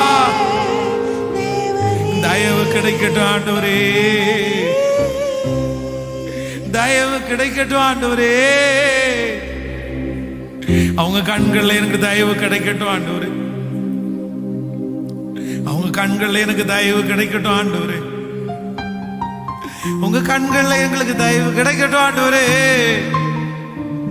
எங்களுக்கு கிடைக்கட்டும் ஆண்டவரே, கிடைக்கட்டும், எங்களுக்கு தயவு கிடைக்கட்டும் ஆண்டவரே, கிடைக்கட்டும் ஆண்டவரே. ஹல்லேலூயா. கைகளை உயர்த்தி ஒரு ஹல்லேலூயா சொல்லு. இந்த ஜெப குறிப்பு எவ்வளவு முக்கியமானதுன்னு சொல்லி இனி ஒரே ஒரு விஷயத்தை சொல்லி நான் முடிக்க ஆசைப்படுகிறேன். வாசிக்கலாம். ஆதியாகமத்தில் நீங்க 28வது வசனத்தை வாசிக்கணுமா? பார்வோனுக்கு நான் சொல்ல வேண்டிய காரியம் இதுவே, தேவன் தாம் செய்ய போகிறதை பார்வோனுக்கு காண்பித்திருக்கிறார். ஹலோ, நீங்க அடுத்த நீங்க 40வது வசனத்துல இருந்து வாசிக்கும் போது, நீ என் அரண்மனைக்கு அதிகாரியா இருப்பாய், உன் வாக்கின்படியே என் ஜனங்கள் எல்லாம் அடங்கி நடப்பார்கள், சிங்காசனத்தில் மாத்திரம் உன்னிலும் நான் பெரியவனாய் இருப்பேன். பின்னும் பார்வோன் யோசேப்பை நோக்கி, பார், எகிப்து தேசம் முழுமைக்கும் உன்னை அதிகாரியாக்கினேன் என்று சொல்லி பார்வோன் தன் கையில் போட்டிருந்த தன் முத்திரை மோதிரத்தை கலட்டி யோசேப்பின் கையிலே போட்டு மெல்லிய வஸ்திரங்களை உடுத்தி பொன் சரப்பணிகளை அவன் கழுத்திலே தரித்து தன்னுடைய 2ஆம் ரதத்தின் மேல் அவனை ஏற்றி தெண்டலிட்டு பணியுங்கள் அவனுக்கு முன்பாக கூவித்து எகிப்து தேசம் முழுமைக்கும் அவனை அதிகாரியாக்குறார். இதெல்லாம் யாரு சொல்றது? பார்வோன் யாருக்கு சொல்றாரு? யோசேப். ஆனா ஒரு சில மணி நேரத்துக்கு முன்னாடி, ஒரு சில நாட்களுக்கு முன்னாடி இந்த யோசேப் எங்க இருக்கிறான்? சிறைச்சாலையிலே இருக்கிற ஒரு தவறான காரியத்தில் சிறைச்சாலையிலே போடப்பட்ட ஒருத்தனை இந்த பார்வோன் சகல ஜனங்களுக்கு முன்பாகவும் நிறுத்தி, சிங்காசனத்துல மாத்திரம்தான் உன்னை விட நானு, மற்ற எல்லா பொறுப்பையும் யாருடைய கையில கொடுத்துட்டாரு? யோசேப்பனுடைய கையில கொடுத்தாரு. ஆனா இந்த யோசேப்பனுடைய கையில கொடுக்கிறதுக்கு முன்னாடி பார்வோனுடைய கண்களில் யோசேப்புக்கு என்ன கிடைச்சிச்சு? ஆனா நான் சொல்றேன், தயவு கிடைச்சதுக்கு முதல் காரணம் கர்த்தர் தான். ஆனா 2வது காரணம் என்னன்னா, பார்வோனுக்கு சொப்பனத்தினுடைய விளக்கத்தை கொடுக்கும்போது ஒரு வார்த்தை சொல்றாரு, இத்தனை காரியத்தையும் ஆண்டவர் உங்களுக்கு மறைக்காம சொல்லணும்னு நினைச்சாரு, அதனாலதான் உங்களுக்கு சொப்பனத்தை காமிச்சாரு. நாங்க ஆராதிக்கிற கடவுளே உங்களை என்ன பண்றாரு அப்படின்னா, தேசத்துல நடக்க போற பஞ்சத்தை உங்களுக்கு சொல்லணும்னு ஆசைப்படுறேன். நம்மளா இருந்தா என்ன பண்ணிருப்போம் தெரியுமா? அவருக்கு ஒரு பிரசங்கமே பண்ணியிருப்போம், விரியன் பாம்பு குட்டிகளே, நீ என்ன நினைச்சிட்டு இருக்கிற? இவ்வளோ பெரிய அக்கிரமத்தை பண்ணி இங்கே விக்கிரக ஆராதனை அங்கே விக்கிரக ஆராதனை பண்ணி கொண்டு திரிகிறீர்களே, கர்த்தர் இன்னும் செஞ்சாரு, இதை செய்ய போறாரு, அவ்வளோதான், 7 வருஷம் ஆண்டவரை ஏற்றுக்கலன்னா அப்படி வரும் இப்படி வரும் நம்ம அடிச்சு ஒரு டயலாக் விட்டுருப்போம். ஆனால் யோசேப்பு அந்த இடத்துல சொல்றாரு, இல்லை, தேவன் செய்ய நினைச்சதை உங்களுக்கு மறைக்கணும்னு. அவன் துன்மார்க்கனோ, ஆண்டவரை ஏற்றுக்கொள்ளாதவனோ, ஆண்டவர் மேல பக்தி இல்லாதவன், எதுவுமே அவனுக்கு எதுவுமே இல்லை. ஆனா ஆண்டவர் உங்களுக்கு செய்யணும்னு சொன்னதை, அவர் செய்ய போறதை உங்களுக்கு மறைக்கல. அந்த ஒரே ஒரு வார்த்தை நான் என்ன நம்புறேன் அப்படின்னா, பார்வோனுடைய உச்சி அப்படி கொழுந்துருக்கும். ஏறக்குறைய ஆண்டவரை ஏற்றுக்கொள்ற அளவுக்கு அவன் தள்ளப்பட்டிருவான். சே, கடவுள் நமக்கு செய்ய போறதை நமக்கு சொல்றாரா? நம்ம அந்த அளவுக்கு தகுதி உள்ளவர்களா? அதனாலதான் அவன் சொல்றான், இந்த வேலையை செய்யறதுக்கு சரியான ஆளு யார் மட்டும்தான் அப்படின்னா, நீதான்ப்பா. அவருடைய கண்களை தயவு கிடைச்சிச்சா? யோசேப்பனுடைய தரிசனம் நிறைவேறிச்சா? நான் இன்னைக்கு தீர்க்க தரிசனமாய் சொல்றேன், இதுக்கு முன்னாடி நீங்க எப்படி இருந்தீங்களோ தெரியாது. இதுக்கு முன்னாடி ஒருவேளை நீங்க சொல்லலாம், பாஸ்டர் என்னை பார்த்தாலே யாருக்குமே பிடிக்காது பாஸ்டர், எங்க போனாலும் என்னை பிடிக்காம தான் நான் வருவேன், என் கணவனாருக்கு என்ன பிடிக்கல, என் மனைவிக்கு என்ன பிடிக்கல, என் வீட்டில் இருக்கவங்களுக்கு என்ன பிடிக்கல, என் மேனேஜருக்கு என்ன பிடிக்கல, எங்க போனாலும் நான் அப்படி, நான் போட்டிருக்கிற ட்ரெஸ் கூட பிடிக்கலன்னு சொல்லுவாங்க, என்னமோ ஒன்று சொல்லி அவங்க வெளிப்படுத்துவாங்க. ஆனா இந்த ஜெபத்துக்கு அப்புறம் உங்களை பிடிக்கிறதுக்கு ஆட்களை கர்த்தர் எழுப்புவார். நான் சொல்றேன், சகல ஜனங்களாலும் பிடிக்கிற அளவுக்கு கர்த்தர் உங்களை மாற்றுறதுக்கு ஆண்டவரால முடியும். உங்க கணவருக்கு உங்களை பிடிக்கிறது மாதிரி கர்த்தர் மாற்றுவார், உங்க மனைவிக்கு உங்களை பிடிக்கிறது மாதிரி கர்த்தர் மாற்றுவார், உங்க மேனேஜருக்கு உங்களை கர்த்தர் பிடிக்கிறது மாதிரி மாற்றுவார், உங்க பக்கத்து வீட்டுக்காரங்களுக்கு உங்களை பிடிக்கிறது மாதிரி கர்த்தர் மாற்றுவார், உங்க பிள்ளைகளுக்கு உங்களை பிடிக்கிறது மாதிரி கர்த்தர் மாற்றுவார். நம்புறீங்களா? நம்புறவங்க எதுக்கு ஜெபம் பண்ணணும்னா, ஆண்டவரே எனக்கு எல்லாருடைய கண்களிலும் எனக்கு என்ன கொடுங்க அப்படின்னா, தயவு கொடுங்க. நீங்க ஒரு ஆட்டோ ஓட்டுறீங்கன்னு வைங்களேன், ஆட்டோ ஓட்டுறதுக்கு நான் இப்போ உங்களை கூப்பிடுறேன், இன்னைக்கு வாங்க அப்படின்னு கூப்பிடுறேன், நீங்க என்னை கொண்டு போய் இறக்கி விடுறீங்க, உங்களை பிடிச்சிச்சின்னு வைங்களேன், உங்களுக்கு என் கண்களில் தயவு கிடைச்சிச்சின்னு வைங்களேன், அடுத்த டைம் எப்பெல்லாம் நான் வெளியே போறேனோ யாரை தான் கூப்பிடுவேன்னா, இந்த ஆட்டோக்காரரை தான் கூப்பிடுவேன். அது நன்மையா தீமையா? இப்ப சொல்லுங்க, மனுஷனுடைய தயவு உங்களுக்கு வேணுமா? அதுக்காக ஜெபிப்பீங்களா? அதுக்காக ஆசைப்படுவீங்களா? ஆமேன்னு சொல்லுங்க. கண்டிப்பாக. இன்னொரு விஷயத்தை நான் என்ன சொல்ல வந்ததை முடிச்சிடறேன், அடுத்த நாளைக்கு வேற பாயிண்ட்ஸ் பேசுறதுனால உங்களுக்கு அது கிடைக்காம போகலாம். மனுஷனுடைய தயவு உங்களுக்கு கிடைப்பதற்கு மிக அவசியமானது ஞானமான பேச்சு, மெதுவான பிரதி உத்தரம். இது எல்லாமே நான் வேதத்தில் எழுதி வச்சு, நீங்கள் எஸ்தரின் புஸ்தகம் 7ஆம் அதிகாரம் 3வது அதிகாரத்தை வாசித்து பார்ப்பீர்களானால் வேதம் சொல்கிறது, தாழ்மையான ஒரு பேச்சு ராஜாவுடைய கண்கள்ல அவளுக்கு தயவு கிடைச்சிருச்சு. இவர்கள் பட்டத்து ராணி, இவர்கள் இப்பொழுது போஸ்டிங்ல வந்துட்டாங்க, இவங்க ராஜாவிடத்துல எப்படி வேணாலும் பேசலாம். ஆனா இவங்க எப்படி பேசுறாங்க அப்படின்னா ஒரு தாழ்மையான பேச்சு. ஐயா, உங்க கண்கள்ல எங்களுக்கு தயவு கிடைத்ததானா? அதனாலதான் அந்த ராஜா என்ன சொல்றாரு அப்படின்னா, நீ ராஜ்யத்தினுடைய பாதியை கேட்டாலும் நான் உனக்கு தருவேன். ஆமேன் சொல்லுங்கள். அப்போ நம்பர் 1, முதலாவதாக ஒரு தேவனுடைய பிள்ளைக்கு மனுஷனுடைய கண்களை தயவு கிடைக்கிறதுக்கு நம்ம ஜெபம் பண்றது முக்கியம். 2வது என்ன முக்கியம் அப்படின்னா, நீங்க தாழ்மையாய் பேசுகிறவரா இருந்தா மோஸ்ட்லி நிறைய பேருடைய கண்கள்ல உங்களுக்கு என்ன கிடைக்கும் சொல்லுங்களேன். நம்முடைய பேச்சிலேயே எப்பொழுதுமே தாழ்மையா இருக்கிறதற்கு நம்ம பழகி கொள்வோம். அதுக்காக கேட்போம் ஆண்டவருக்கு. பொதுவாகவே நம்ம பேசணும்னா, ஏன்னா ஒரு சாதுவான ஆளியா, அவர் கொஞ்சம் மெதுவா பேசுவாரியா அப்படின்னு சொல்ற அளவுக்கு இருக்கட்டும். நம்பர் 2, 2வது, நீங்கள் ஒரு மனுஷனுடைய கண்களில் உங்களுக்கு தயவு கிடைக்க வேண்டும் என்றால் ஞானமான பேச்சு உங்களுக்கு அவசியம். என்ன பேச்சு அவசியம்? ஞானமான பேச்சு. நம்பர் 3, 3வது, மனுஷனுடைய கண்களில் உங்களுக்கு தயவு கிடைக்கிறதற்கு மாயமற்ற பேச்சு உங்களுக்குள்ள அவசியம். என்ன அவசியம்? ஃபர்ஸ்ட் நம்பர் 1 தாழ்மையான பேச்சு, நம்பர் 2 ஞானமான பேச்சு, நம்பர் 3 மாயமற்ற பேச்சு. இப்படி இருந்தீங்க அப்படின்னா மோஸ்ட்லி மனுஷங்களுடைய கண்களில் நமக்கு என்ன கிடைக்கும் அப்படின்னா, ஹல்லேலூயா. ஆசைப்படுறீங்களா? எந்திரிச்சு நிற்கலாமா? எல்லாரும் ஜெபிக்க போகிறோம். முதல்ல ஆலயத்துக்காக ஜெபம் பண்ண போகிறோம், அதுக்கப்புறம் உங்களுக்காக ஜெபம் பண்ண போகிறோம். இன்னைக்கு இந்த ஒரே ஜெப குறிப்பு தான். ஆமேன் சொல்லுங்கள். ஹல்லேலூயா. இந்த ஜெபம் முடிச்சதுக்கப்புறம் நான் எல்லார்கிட்டையும் சொல்லணும், இந்த ஜெபம் பண்ணதுக்கப்புறம் எல்லா இடத்துலேருந்து என்ன கிடச்சிருச்சு சொல்லுங்க.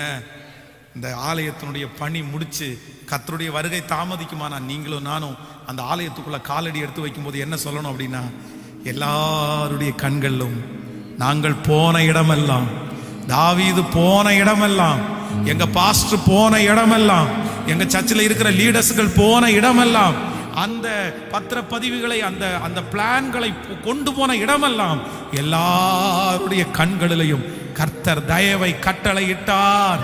இந்த மகா பெரிய தேவைக்கு ஆயிரக்கணக்கான பேருடைய தயவு நம்முடைய திருச்சபைக்கு நேராய் திரும்பட்டும். கைகளை உயர்த்தி, ராஜா இயேசுவே, தயவுள்ளவரே, மனுஷனுடைய தயவுகளை எங்கள் மேல் திரும்ப பண்ணுகிற தெய்வமே, திரும்ப பண்ணுகிற தெய்வமே, உங்க தயவு எங்களுக்கு முக்கியம் ஆண்டவரே. உங்க தயவு எங்களுக்கு ஏராளமா இருக்குது, எங்களுக்கு தாராளமா இருக்குது. உங்க தயவு இருக்கிறதுனால தான் வாழ்றோம், உங்க தயவு இருக்கிறதுனால தான் இந்த கூட்டத்தை நடத்துறோம், உங்க தயவு இருக்கிறதுனால தான் இந்த இடத்துல ஊழியம் செய்றோம். இப்போ இப்போ இப்போ இப்போ இந்த உபவாச ஜெபத்துல உங்க பாதத்தை பிடிச்சு கெஞ்சி கேட்கிறோம், ராஜா மனுஷர்களுடைய தயவு எங்கள் மேல் திரும்புவதாக, எங்கள் மேல் திரும்பட்டும். மனுஷனுடைய தயவு எங்கள் மேல் திரும்பட்டும், எங்க ஆலயத்திற்கு திரும்பட்டும், எங்களுடைய ப்ராஜெக்டுக்கு திரும்பட்டும் ஆண்டவரே, திரும்பட்டும் ஆண்டவரே. ஹல்லேலூயா. உங்க கண்கள் எங்களுக்கு கிருபை கிடைக்கட்டும் ஆண்டவரே, எங்களுக்கு கிருபை கிடைக்கட்டும் ஆண்டவரே, எங்களுக்கு கிருபை கிடைக்கட்டும் ஆண்டவரே, எங்களுக்கு கிருபை கிடைக்கட்டும் ஆண்டவரே. கேளுங்க கேளுங்க, சத்தத்தை உயர்த்தி. நீங்க ஒவ்வொருத்தரும் ஜெபிக்கிற ஜெபம் பலனுள்ளதா முடிஞ்சிடும். ஜெபம் பண்ணுங்க. கர்த்தர் இப்போ நான் இந்த பிரசங்கம் பண்றதுல வச்சு உங்களுக்கு நிறைய ஜெப குறிப்பை தந்திருப்பாரு. ஒவ்வொரு ஜெப குறிப்புக்காக நீங்க மன்றாடுங்க கர்த்தரிடத்துல. இயேசுவே இயேசுவே இயேசுவே இயேசுவே இயேசுவே இயேசுவே இயேசுவே. காத்தீரு பொறுத்தீரு கர்த்தரை நம்பீர், காரியங்கள் வாய்க்க செய்வார். காத்தீரு பொறுத்தீரு கர்த்தரை நம்பீரு காரியங்கள் வாய்க்க செய்வார். என் சார்பில் செயலாற்றுவார். இயேசு என் சார்பில் செயலாற்றுவார். என் வழியை கர்த்தருக்கு கொடுத்து விடு. அவரையே நம்பீரு. ஓ, உன் வழியை கர்த்தருக்கு கொடுத்து விடு. கரங்களை தட்டி பாடுவோம். அவரையே நம்பீரு. காரியங்கள் வாய்க்க செய்வார். காரியங்கள் வாய்க்க செய்வார். என் சார்பில் செயலாற்றுவார். காரியங்கள் வாய்க்க செய்வார். ஓ, என் சார்பில் செயலாற்றுவார். தீயவன் செயல் குறித்து மனம் பதறாதே. தீயவன் செயல் குறித்து மனம் பதறாதே. புல்லை போல் உலர்ந்து பூவை போல் உதிர்ந்து இல்லாமல் போய்விடும். அப்பா, புல்லை போல் உலர்ந்து பூவை போல் உதிர்ந்து இல்லாமல் போய். கைகளை மேல தட்டி காத்தீர் பொறுத்தீர் கர்த்தரை நம்பீரு. இயேசுவே, அப்பவே பொறுத்தீர். இப்போ இப்போ இப்போ இப்போ என் சார்பில் செயலாற்றுவார். செயலாற்றுவார். இயேசு என் சார்பில். ஓ, மகிழ்ந்து களி கூறு. தொடர்ந்து துதிப்பாடு. மகிழ்ந்து களி கூறு. தொடர்ந்து துதிப்பாடு. இதயத்தின் வாஞ்சை விருப்பங்கள் எல்லாம் சீக்கிரம் நிறைவேற்றுவார். இதயத்தின் வாஞ்சை விருப்பங்கள் எல்லாம் சீக்கிரம். ரெண்டு கைகளை மேல தட்டி காத்திரு. காத்தீர் பொறுத்தீர் கர்த்தரை. அப்பா, உம்மையே நம்புறோம். உம்மையே தெற்கத்தி வெள்ளங்களை திருப்புகிறவரே, அந்த காலத்தில் இருக்கிற பொக்கிஷத்தையும் ஒளிப்பீடத்தில் இருக்கிற புதையல்களையும் நான் உனக்கு தருவேன் என்று சொன்னவரே, நான் உமக்கு நல்ல பொக்கிஷ சாலையாகிய வானத்தை திறப்பேன் என்று சொன்னவரே, எகிப்தின் சம்பாத்தியம், எத்தியோப்பியாவின் வர்த்தகலாவும், நெடிய ஆட்களாகிய சபேரின் வர்த்தகலாவும் தாண்டி வந்து உன்னுடையதாக இதோ மலையை போல இருக்கிற இந்த தேவை சந்திக்கப்படுவதாக, மலையை போல இருக்கிற இந்த சூழ்நிலை மாறுவதாக. தேவரே, எங்களுக்காக எழுப்பி நில்லும்.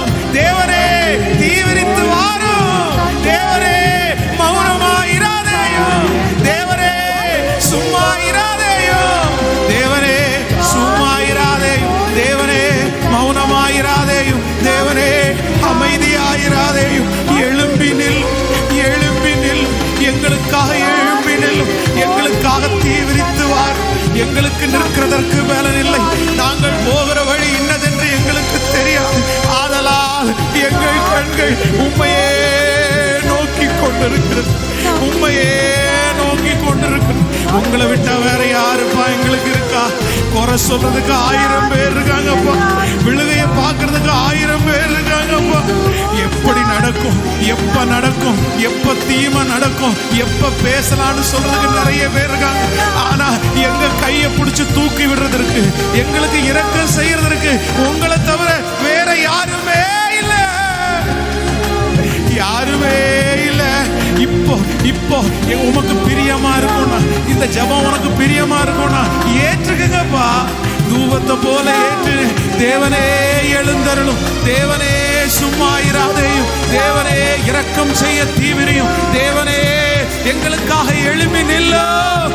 எங்க திருச்சபைக்காக எழும்பி நில்லும். எங்கள் மக்களுக்காக எழும்பி நிற்கும். இந்த ஆராதனையில் இருக்கிற ஒவ்வொருத்தருக்காக நீர் எழும்பி நில்லும். காத்தீர் பொருத்தி கர்த்தரை நம்பி காரியங்கள் வாய். இப்போ இந்த 2வது நாள் கடைசி செக்ஷன்ல எல்லா கட்டுகளும் உடையுது. சத்துருடைய கட்டுகள் உடையுது. நமக்கு விரோதமாக எழும்புகிற எல்லா ஆயுதங்களும் உடைக்கப்படுகிறது. வீட்டிலை முறிக்கிறவன், ஈட்டியை முறிக்கிறவன், ரத்தலா சந்தனமா லக்கரோ தோரபாலா ஷௌரோலபா ஹரதரமா, நமக்கு விரோதமாக எழும்பி நிற்கிற ஆயுதங்கள் இப்பொழுது முறிந்து விழுகிறது. ஜெபமானுங்க, ஜெபமானுங்க. Yes yes yes yes. சத்துருடைய கட்டுகள் உடையட்டும், அந்தகார கட்டுகள் உடையட்டும், வெளிச்சம் உண்டாகட்டும். தடைகள் உடைவதாக, தடைகள் உடைவதாக, தடைகள் உடைவதாக. இயேசுவின் நாமத்தினால் அக்கினி அக்கினி அக்கினி, பரலோக அக்கினி, பரலோக அக்கினி, பரலோக அக்கினி, தடைகளை உடைக்கிற அக்கினி. அவ்வளவுதான். இயேசுவின் நாமத்தினால இனி எதிர்ப்பார் இல்லை, இனி குறை சொல்லுவார் இல்லை. ஓ ஹalleluya. உன் சத்துருக்களை தேடியும் காணாதிருப்பாய்.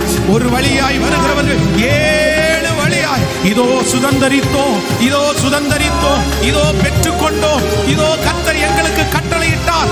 சொல்லுங்கள், சொல்லுங்கள். இதோ சுதந்தரித்தோம், இதோ பெற்றுக்கொண்டோம், இதோ கர்த்தர் எங்களுக்காக கட்டளையிட்டார். எங்களுக்காக காரியத்தை கைகூடி வர பண்ணினார். இதோ வாசல் எங்களுக்காக திறந்து விட்டது, எங்களுக்காக திறந்து விட்டது.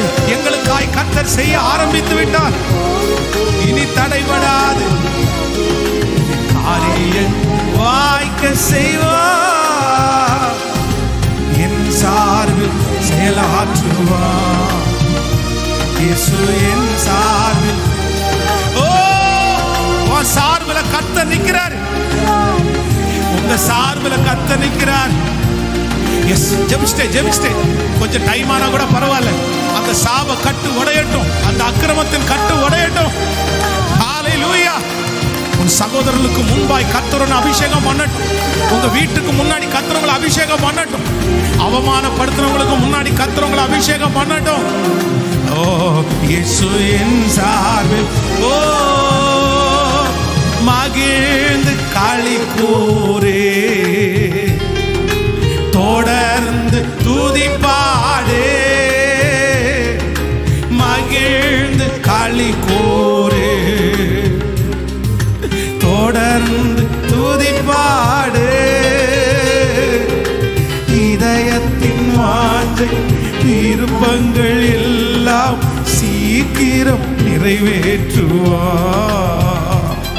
என் இதயத்தின் வாஞ்சை விருப்பங்கள் எல்லாம் சீக்கிரம் நிறைவேற்றுவார்.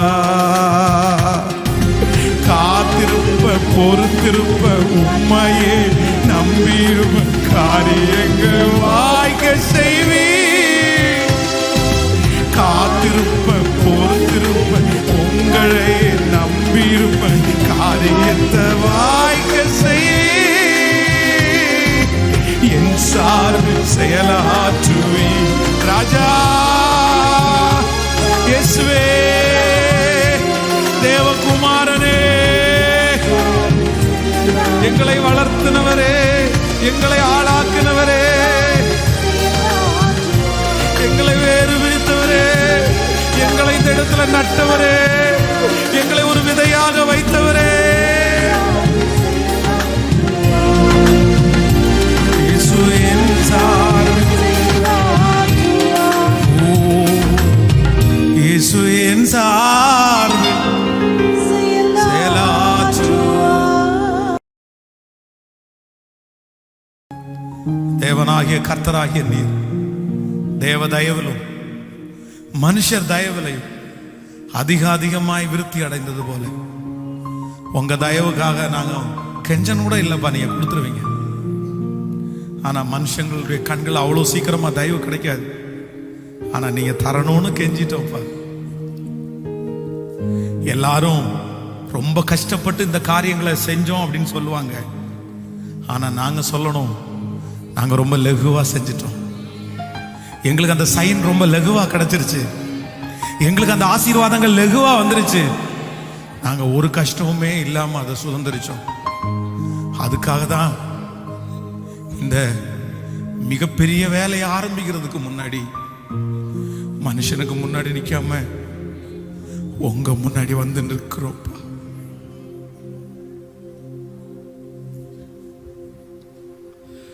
ராஜாக்களுக்கு முன்னாடி நிக்கிறதுக்கு முன்னாடி உங்கள்கிட்ட வந்து நிக்கிறோம் ஆண்டவரே. ஜனங்களுக்கு முன்னாடி நிக்கிறதுக்கு முன்னாடி உங்கள்கிட்ட வந்து நிக்கிறோம் ஆண்டவரே. நாங்க இதை குறித்து கவலைப்பட வேண்டிய அவசியம் இல்லை. ஏன்னா இது உங்க ஊழியம். நீர் எஜமானன், நீர் எஜமானன். ஆனாலும் எங்க பரிசுத்தவான்கள் எல்லாம் ஜனங்களுக்காக திறப்புல நின்றாங்கல்ல, அதனால நீங்க எங்களை நம்பணும்னு நாங்க எதிர்பார்க்கிறோம். யார் என் காரியமாய் போவார் என்று சொல்லும் போது இதோ அடியேன் இருக்கிறேன் அப்படின்னு சொல்றதுக்காக தான் நாங்க இருக்கிறோம்.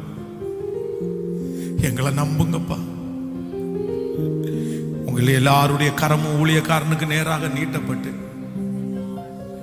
இந்த மிகப்பெரிய ப்ராஜெக்டை எடுக்கிறதற்கு என் கையிலே ஒரு பலனும் இல்லை, எனக்கு ஒரு ஞானமும் இல்லை, எனக்கு ஒரு திறமையும் இல்லை. தாவீது தன்னுடைய மகனை பார்த்து சொன்னது போல, மகனே நீ இளைஞன், ஆனா நீ செய்ய போற வேலை ரொம்ப பெருசுப்பா. உன்னதமானவருக்கு ஒரு ஆலயத்தை கட்டுற. அந்த ஞானத்தை கர்த்தரை தவிர வேற யாரு தரணும்? அந்த பலத்தை கர்த்தரை தவிர யாரு தரணும்? தேவனே தேவனே. வீட்டை ஈஸியா கட்டிடலாம் ஆண்டவரே, ஆனா உங்க ஊழியத்தை உங்க திருச்சபையை கட்டணும் போது பயமா இருக்குப்பா. இது கள்ளங்கவடம் இல்லாத கட்ட வேண்டியதில்லை. இது ராஜாவுக்கு கட்டுற கூடாரம் இல்ல, இது தேவாதி தேவனுக்கு கட்டுற கூடாரம் இல்ல, இது மகா உன்னதமான தேவனாகிய உமக்கு கொடுக்கிற கூடாரம் இல்ல. அத ரொம்ப பக்தியா கட்டணுமே அப்பா, ரொம்ப உண்மையா பண்ணணுமே அப்பா.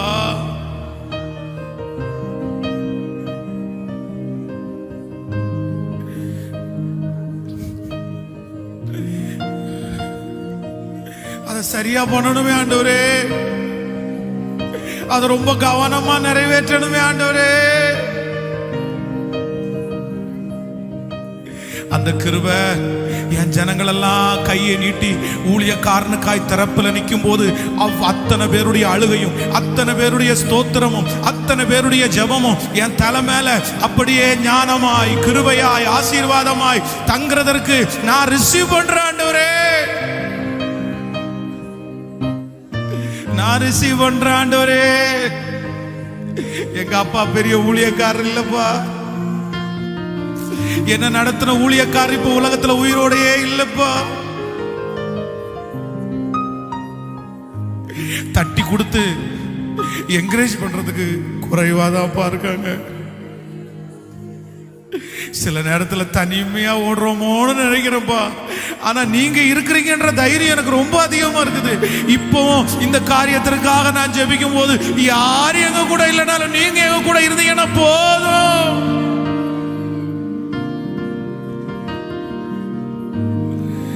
ஹல்லேலூயா. எனக்கு தெரியும்பா, இது பெரிய வேலைன்னு எனக்கு தெரியும்பா.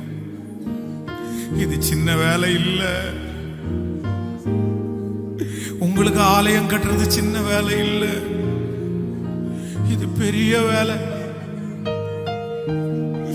சத்துரு தொடக்கூடாது, அவனுடைய தீய காரியங்கள் தொடக்கூடாது. எங்களை சுற்றி வேலி அடைக்கிறதற்கு இப்ப வாரோம்.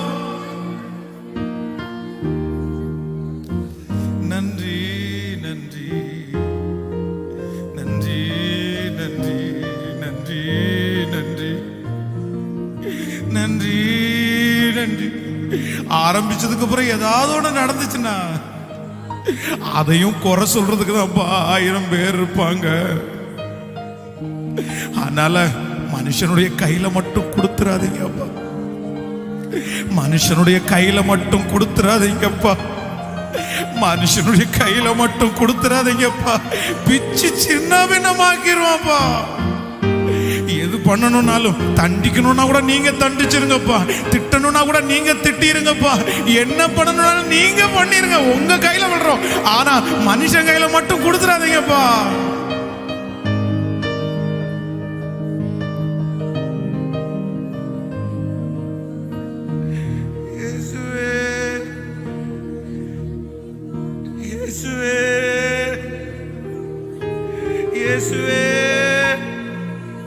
இந்த மிகப்பெரிய ப்ராஜெக்டுக்கு எங்களை நம்புங்கப்பா,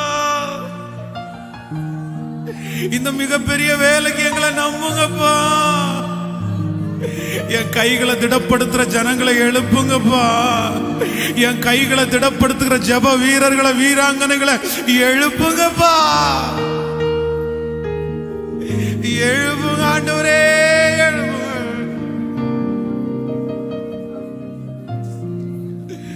எழுப்புங்க, எழுப்புங்க. உங்க பிள்ளைகளை 1000 மடங்கு ஆசீர்வதி. இயேசுவின் மூலம் ஜெபம் எடுக்கிறோம் நல்ல பிதாவே. என் ஆத்துமாவே கர்த்தரை ஸ்தோத்திரி, என் முழுமே அவர் பரிசுத்த நாமத்தை ஸ்தோத்திரி. என் ஆத்துமாவே கர்த்தரை ஸ்தோத்திரி. கர்த்தர் செய்த நம்முடைய ஆண்டவராகிய இயேசு கிறிஸ்துவின் கிருபை, பிதாவாகிய தேவனுடைய அன்பு, பரிசுத்த ஆவியானுடைய அந்யோன்ய ஐக்கியம் நம் அனைவரோடும் இன்றும் என்றும் சதா காலம் கூட இருப்பதாக. ஹல்லேலூயா, ஹல்லேலூயா.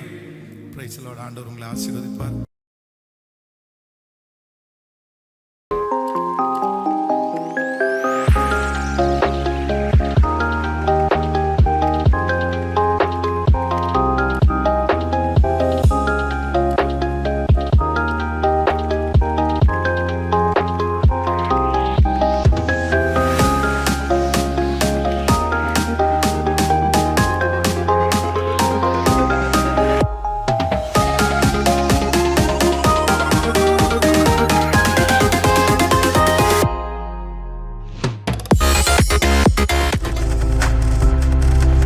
நீங்கள் பார்த்து கொண்டிருப்பது உங்கள் ஜாய் டிவி. உங்கள் துக்கம் சந்தோஷமாய் மாறும்.